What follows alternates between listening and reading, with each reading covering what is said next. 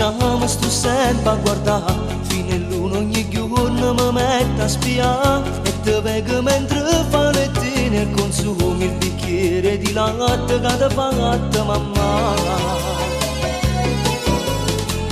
Su cui le pigiama volesse capire, non mi è mai capitata una storia così, ma l'amore si lava e si piatta e si canta, mi viene una voglia di cantare insieme a te.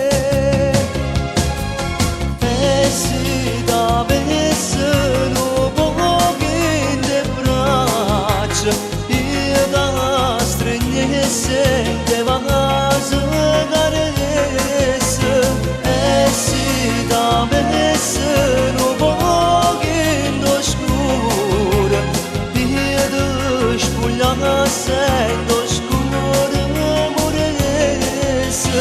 Volesse stare in te balcone la mattina spannendo bucato con te e poi cantare una canzone più bella del mondo e dedicarla a te.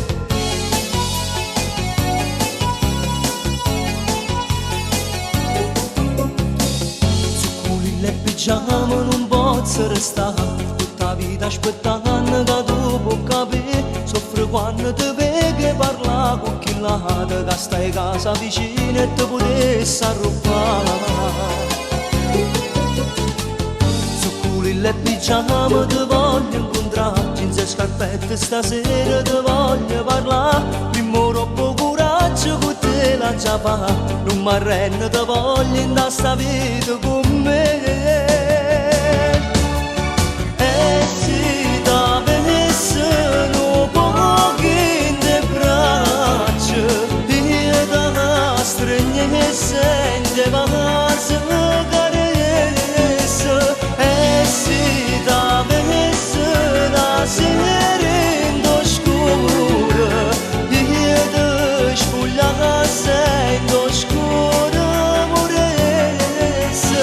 Volesse stare in te balcone la mattina spannendo bucato con te e poi cantare una canzone più bella del mondo e dedicarla a te.